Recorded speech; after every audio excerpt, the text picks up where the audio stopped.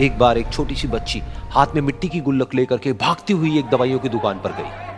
वो काफी देर तक वहां पर खड़ी रही, लेकिन दुकानदार का ध्यान उसकी तरफ नहीं गया क्योंकि और भी बहुत सारे लोग खड़े हुए थे।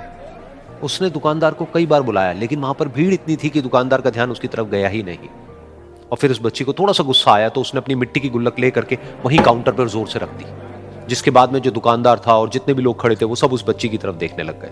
और फिर उस दुकानदार ने उस बच्ची से पूछा, बेटे आपको क्या चाहिए? तो वो बड़े ही भोलेपन से बोली कि मुझे एक चमत्कार चाहिए। ये सुनकर के दुकानदार को कुछ समझ नहीं आया, ना ही वहां पर जो लोग थे उनको कुछ समझ में आया, और सब उसकी तरफ देखने लग गए। फिर दुकानदार ने बोला, बेटे चमत्कार तो यहाँ पर नहीं मिलता है।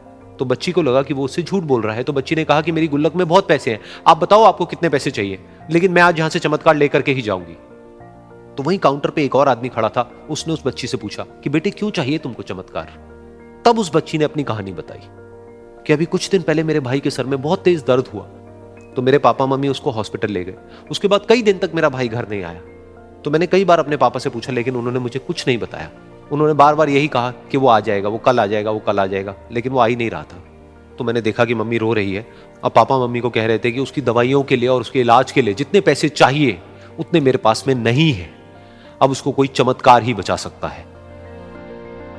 तब मुझे लगा कि अगर मेरे पापा के पास में इतने पैसे नहीं भी हैं तो क्या हुआ, मेरे पास में तो है। तो मैंने जितने भी पैसे जोड़ रखे हैं वो सारे लेकर के मैं इस दवाई की दुकान पर आई। फिर उस आदमी ने उस बच्ची से पूछा, कितने पैसे हैं तुम्हारे पास में? ये सुनते ही उस बच्ची ने अपनी गुल्लक उठाई, जमीन पर फेंकी और तोड़ दी और पैसे गिनने लग गई। बाकी सब लोग खड़े होकर के उसको देख रहे थे। थोड़ी देर बाद उसने सारे पैसे अपने हाथ में इकट्ठे किए और बोली, मेरे पास में पूरे 19 रुपए हैं।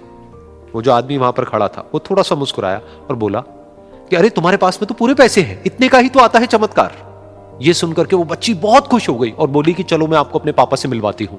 बाद में पता लगा कि वो आदमी कोई आम आदमी नहीं था, बल्कि एक बहुत बड़ा न्यूरोसर्जन था, और उसने सिर्फ 19 रुपए में उसके भाई की सर्जरी करी और कुछ ही दिन बाद वो ठीक होकर के घर वापस आ गया। फिर कुछ दिन बाद वो बच्ची, उसका भाई, उसके पापा, उसकी मम्मी चारों एक साथ बैठे हुए थे और बात कर रहे थे। तो उसकी मम्मी ने उसके पापा से पूछा कि अब तो बता दो ये चमत्कार आपने किया कैसे? तो उन्होंने अपनी बेटी की तरफ देखा और बोले, ये चमत्कार मैंने नहीं, इसने किया है।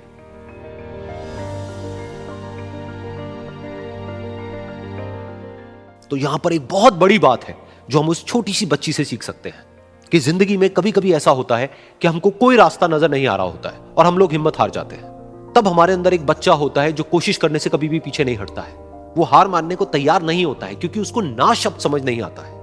वो बच्चा जिसके लिए कुछ भी नामुमकिन नहीं है, क्योंकि वो हर हाल में कोशिश करता ही रहता है।